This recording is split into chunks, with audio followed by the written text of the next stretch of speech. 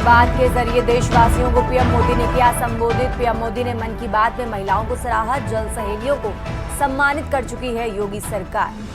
गोरखपुर दौरे पर रहे सीएम योगी ने पैप्सिको फैक्ट्री का किया उद्घाटन। शीतल पे बॉटलिंग डेयरी उत्पाद संयंत्र का किया लोकार्पण।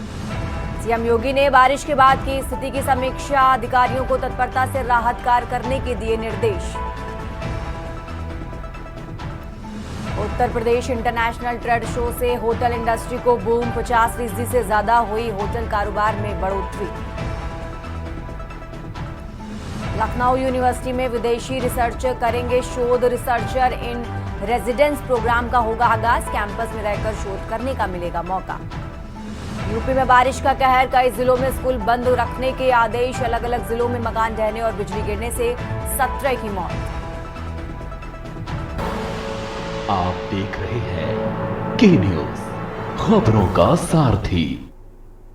नमस्कार, आप देख रहे हैं के न्यूज इंडिया। मैं हूं आपके साथ तन्वी सक्सेना। खबर उत्तर प्रदेश की शुरुआत करते हैं खास खबरों के साथ और खबर आपको बता रहे हैं जहां सीएम योगी के गोरखपुर दौरे का आज तीसरा दिन है। अहम जानकारी आपको बता रहे हैं। गोरक्षनाथ मंदिर में करेंगे पूजा अर्चना।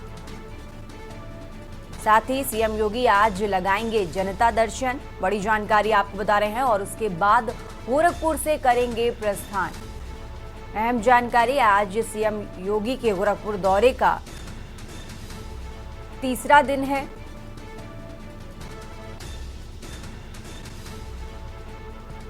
गोरक्षनाथ मंदिर में करेंगे पूजा अर्चना। साथ ही सीएम योगी आज जनता दर्शन भी लगाते नजर आएंगे जहां जनता की समस्याओं को सुना जाएगा और उसके बाद गोरखपुर से करेंगे प्रस्थान। बड़ी जानकारी आपको बता रहे हैं। आज उत्तर प्रदेश के मुख्यमंत्री योगी आदित्यनाथ के गोरखपुर दौरे का तीसरा दिन है। गोरखनाथ मंदिर में पहले पूजा अर्चना करेंगे, उसके बाद जनता दर्शन लगाते नजर आएंगे सीएम योगी जहां जनता की समस्याओं को सुना जाएगा।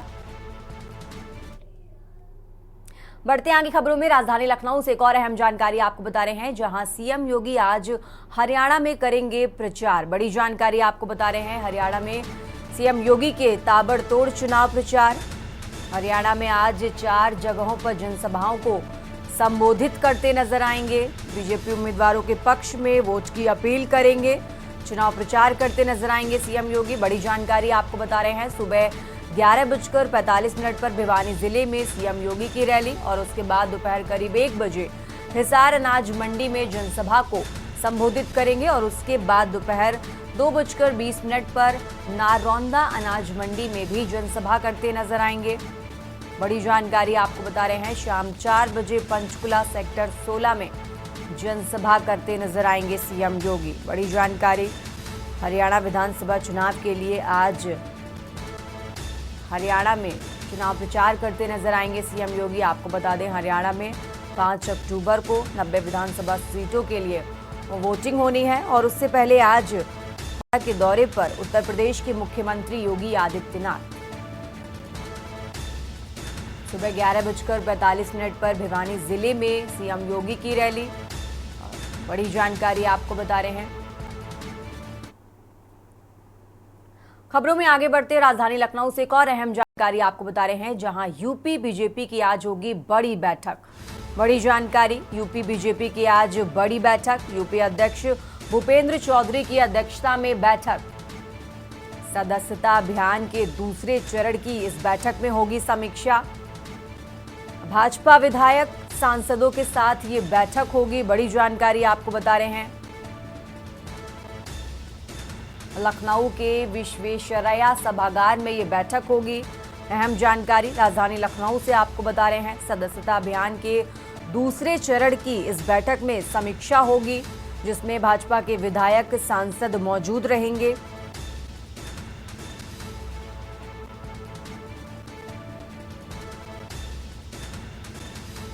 अहम जानकारी, यूपी बीजेपी की आज बड़ी बैठक जिसमें भाजपा के विधायक सांसद मौजूद रहेंगे। आपको बता दें, यूपी बीजेपी अध्यक्ष भूपेंद्र चौधरी की अध्यक्षता में यह बैठक होगी जिसमें सदस्यता अभियान के दूसरे चरण की समीक्षा होगी। बड़ी जानकारी आपको बता रहे हैं। इस बैठक में भाजपा के विधायक सांसद मौजूद रहेंगे।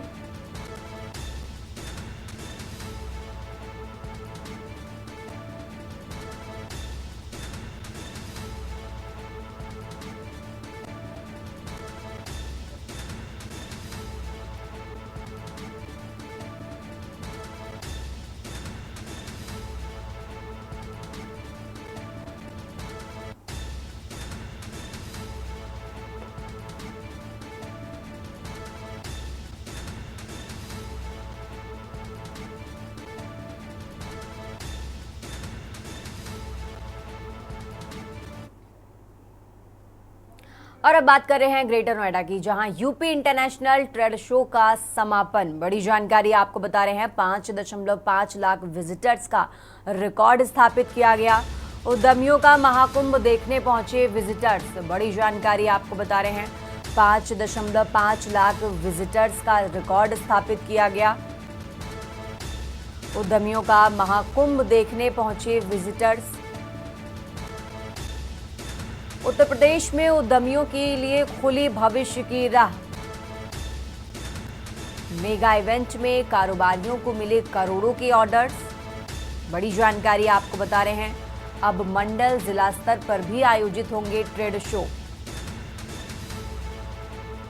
25 से 29 सितंबर के बीच आयोजित हुआ ट्रेड शो, इसका समापन हो चुका है। और बड़ी जानकारी ट्रेड शो से जुड़ी आपको बता रहे हैं, प्रत्येक हॉल में सर्वश्रेष्ठ स्टॉल को पुरस्कृत किया गया, जिसमें प्रतिभाशाली छात्रों ने प्रतियोगिताओं में प्रतिभा दिखाई। आपको बता दें, 25 से 29 सितंबर तक ट्रेड शो का आयोजन किया गया, जिसका समापन हो चुका है। और यूपी इंटरनेशनल ट्रेड शो से जुड़ी बड़ी जानकारी आपको बता रहे हैं।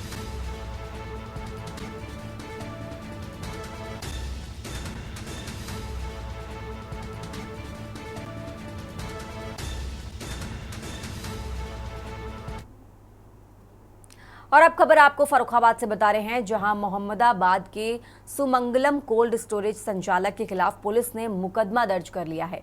सुमंगलम कोल्ड स्टोरेज में 3 दिन पहले सुबह अमोनिया गैस सिलेंडर का वॉल्व खुलने से रिसाव हो गया था। इस खबर को के न्यूज ने प्रमुखता से चलाया था। जिला प्रशासन ने खबर का संज्ञान लेते हुए कोल्ड स्टोरेज संचालक के खिलाफ मुकदमा दर्ज किया है। गैस रिसाव होने से पहले आसपास के क्षेत्र में ग्रामीणों का सांस लेना मुश्किल हो गया था।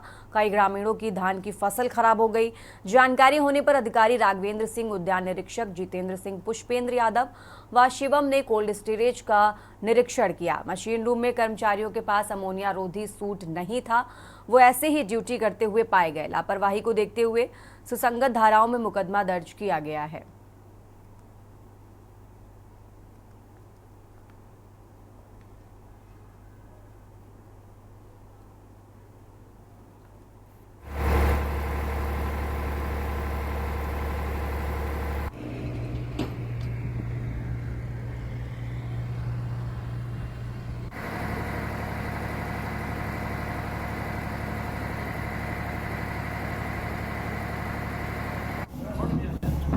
मंगलम कोल्ड स्टोरेज में अभी पिछले दिनों अचानक अमोनिया गैस का रिसाव हुआ था, जिसकी वजह से आसपास के गांव के लोगों को थोड़ी दिक्कत भी आई थी। और वो शिकायत मिलने पर मेरे यहाँ से जो चीफ फायर ऑफिसर है उनको मौके पर भेज करके पूरे उनकी जाँच कराई गई।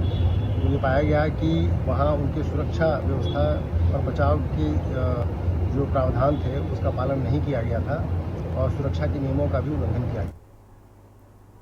यूपी की खबरों में आगे बढ़ते हैं और अब बात कर रहे हैं गाजीपुर की, जहां पुलिस ने अवैध शराब की बड़ी खेप पकड़ी है। पुलिस टीम ने गाड़ियों की चेकिंग के दौरान 2 कारों में लदी 4 लाख की अवैध शराब पकड़ी है। पुलिस ने जंगीपुर थाना क्षेत्र के अरशदपुर तिराहे पर शराब से लदी 2 कारों को पकड़ा, जिसमें अवैध शराब की 507 बोतलें बरामद की गई। पुलिस ने इस मौके पर 4 तस्करों को गिरफ्तार किया। पकड़े गए चारों शराब तस्कर हरियाणा के रहने वाले हैं और अवैध शराब तस्करी के धंधे में लिप्त हैं। पकड़े गए बदमाश शराब की ये खेप हरियाणा से बिहार ले जा रहे थे।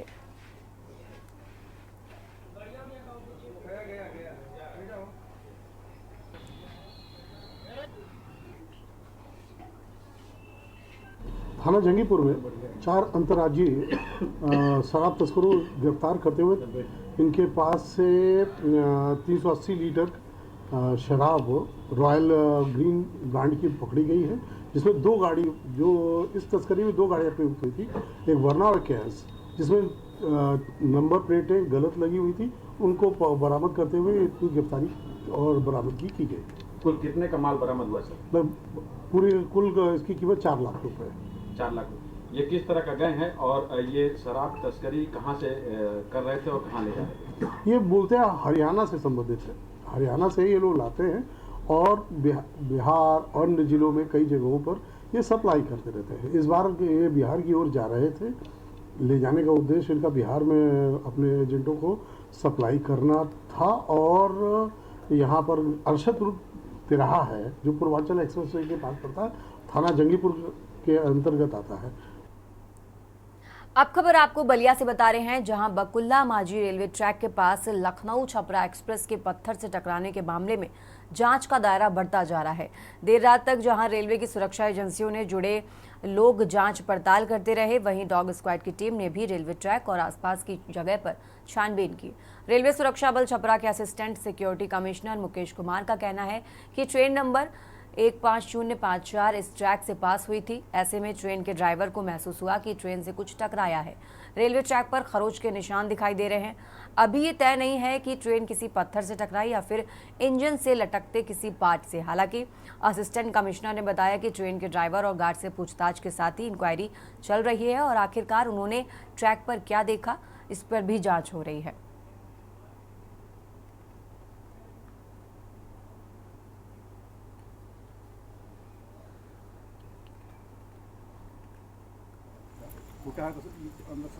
मामला हमारी गाड़ी थी 150-54 करीबन 10:30 के आसपास से यहाँ से पास हुई थी। तो उस समय कुछ ड्राइवर को महसूस हुआ कि इंजन से कुछ टकराया है। तो उसकी तहकीकात करने ही जो है हम लोग यहाँ पर आए थे। ट्रैक का जो है ट्रैक से अपना साइड विजिट किया, तो ट्रैक के ऊपर तो थोड़ा सा कुछ स्लीपर के ऊपर कुछ रगड़ने का निशान तो दिखाई दे रहा है, बट वो क्या था, पत्थर था या कोई उसका हैंगिंग पार्ट था, मतलब उसको अभी कुछ कंफर्म नहीं किया जा सकता। इस पे मतलब अभी जांच चल रही है। जांच कंप्लीट होने के बाद में हम स्पष्ट रूप से कह पाएंगे। खबर उत्तर प्रदेश में आ रुकेंगे एक छोटे से ब्रेक के लिए, जल्द हाजिर होंगे। खबर उत्तर प्रदेश में एक बार फिर से हाजिर है, रुक करते हैं खबरों का।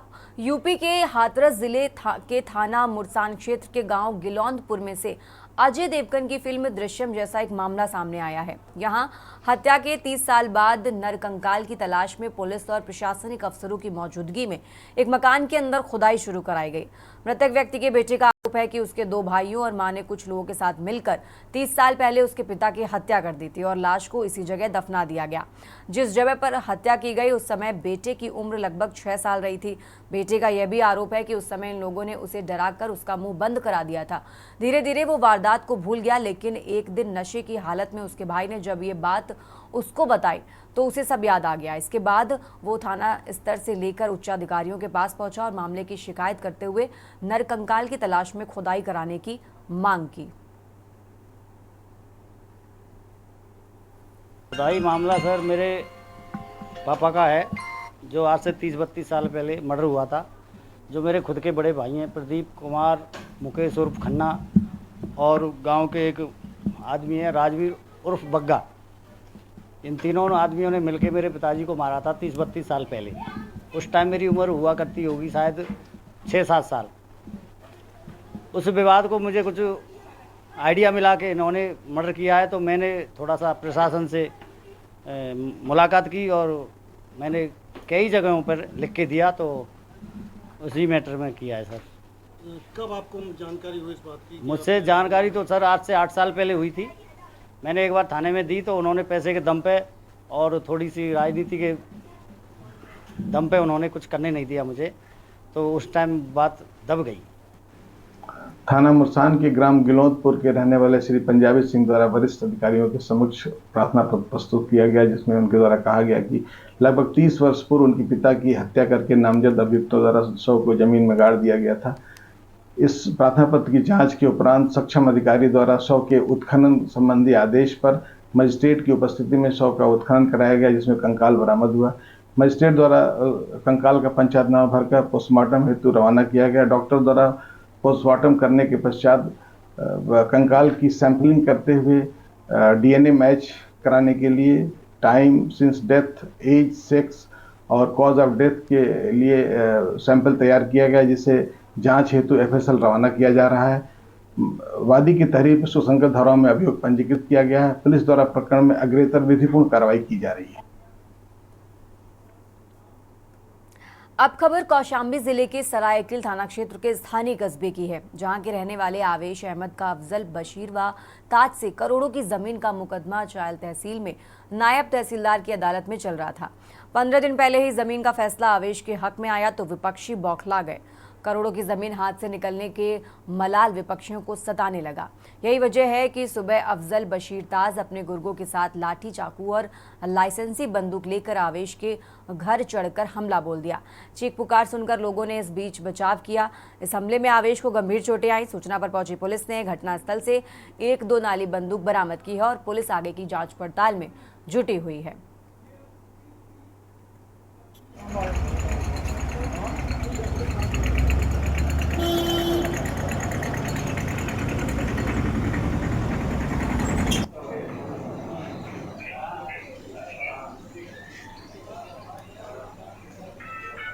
मामला ये हुआ था कि ये इनका मुकदमा चल रहा था बशीर और मोहम्मद अवैस से, और उसके बाद मोहम्मद अवैस ने 15 दिन पहले मुकदमा जीत गए हैं। मुकदमा जीतने से बाद फिर उसके बाद अचानक इनके घर पे हमला कर दिया, जान से मारने की बंदूक और चाकू से हमला कर दिया। और बाकी कोई मामला ये नहीं, कैसे हुआ झगड़ा ये नहीं पता है। चलिए बढ़ते आगे खबरों में और अब बात कर रहे हैं जालौन की, जहां उरई रेलवे स्टेशन पर सुरक्षा को लेकर जिला प्रशासन अलर्ट मोड पर दिखाई दिया।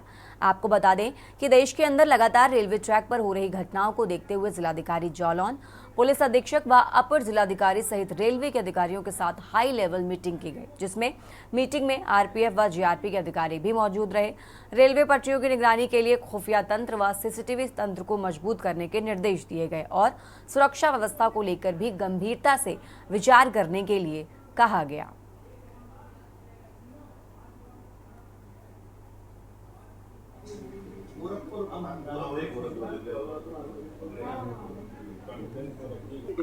देखिए, ये रेलवे और सिविल एडमिनिस्ट्रेशन की ये समन्वय बैठक है, इसमें जो रेल के जो विकास कार्य हैं, रोड है, पार्क है, सौंदर्यीकरण सुदृढ़ीकरण है, सुरक्षा संरक्षा है, इसको लेकर के एक कोऑर्डिनेशन मीटिंग होती है मंथली, वो शुरुआत की गई है और उसमें सभी बिंदुओं पर विचार करके सभी संबंधित अधिकारियों को निर्देश दिए गए।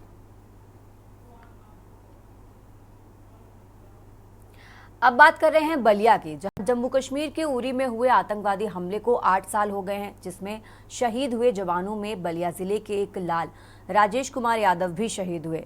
शहीद का घर बलिया शहर से 10 किलोमीटर पूरब में स्थित दुबहड़ गांव में है, जहां आज भी सबके दिलों में शहीद राजेश कुमार अमर हैं।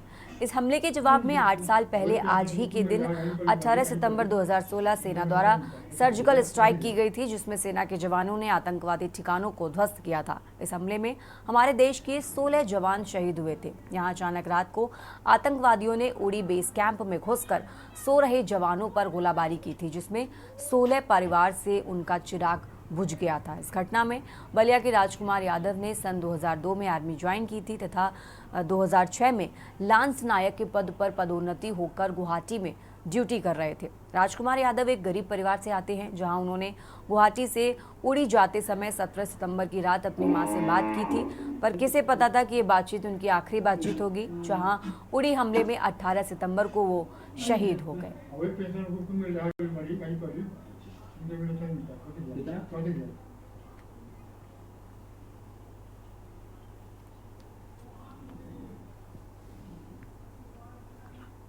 कब उन्होंने ज्वाइन किया था आर्मी? 2002 में। 2002 में ज्वाइन किया था। फिर कब लांस नायक कब हुए थे? 2006 में। अच्छा, क्या हुआ फिर उसके बाद? उसके बाद वही हमला हुआ, उरी हमला हुआ। कब?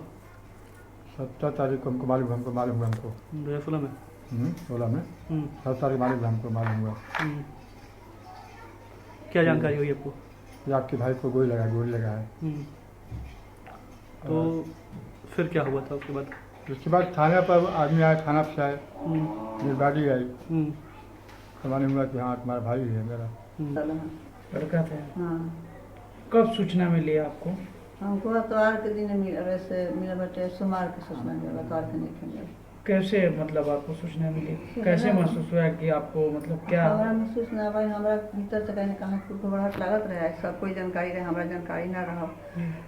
तब कहलो कि विकेश के कहलो कि हमारे भाई के हंसे खबर रहा तो विकेश तो अपने वो भी छोट बच्चा रहे, कोनो बुद्धि ना रहे अपना के। अब आपको खबर अम्बेडकर नगर से बता रहे हैं, जहां आगामी उपचुनाव को साधने के लिए कटेहरी विधानसभा में लगातार प्रदेश के मंत्रियों का जमावड़ा चल रहा है। हर एक दिन एक मंत्री का आगमन हो रहा है। इसी कड़ी में भीटी ब्लॉक क्षेत्र के एक मैरिज लॉन में किसान सम्मेलन का आयोजन किया गया, जिसमें मुख्य अतिथि के रूप में उत्तर प्रदेश के कृषि एवं अनुसंधान मंत्री सूर्य प्रताप शाही और उद्यान मंत्री दिनेश प्रताप सिंह पहुंचे। इनके साथ ही मंच पर विशिष्ट अतिथि के रूप में किसान मोर्चा के प्रदेश अध्यक्ष कामेश्वर सिंह भी मौजूद रहे। मंच पर जिला अध्यक्ष त्रयंबक तिवारी, पूर्व जिला पंचायत अध्यक्ष सुधीर सिंह पिंटू मौजूद रहे।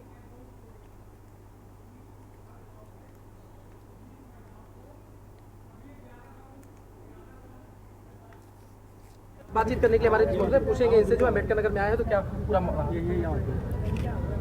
प्रधानमंत्री मोदी जी की सरकार ने और उत्तर प्रदेश के मुख्यमंत्री योगी जी की सरकार ने किसानों को अपने मुख्य एजेंडा पर रखा है और किसानों की समृद्धि के लिए निरंतर काम कर रही है और इसके लिए विभिन्न प्रकार की योजनाओं के माध्यम से किसानों को उनको सस्ते दर पर उनको इनपुट्स उपलब्ध कराए जा रहे हैं और साथ साथ में पीएम किसान सम्मान निधि की अब तक 17 किस्तें गई हैं, जिसके भीतर देश के लगभग 10 करोड़ से ज़्यादा किसानों को 3 लाख करोड़ रुपए ट्रांसफर हुए हैं। उत्तर प्रदेश में 78,000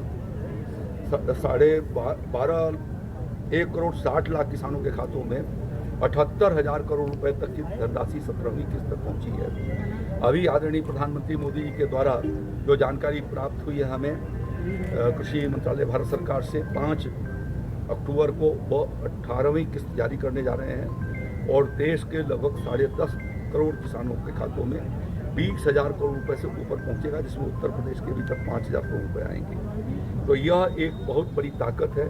अभी आपने देखा कि फार्म मशीनरी बैंक और कस्टम हायरिंग के हमारे ट्रैक्टर गए हैं यहाँ से और यहाँ पर फार्म मशीनरी बैंक और कस्टम हायरिंग मिला करके लगभग 70 के करीब किसान भाइयों के पास ट्रैक्टर पहुँचा है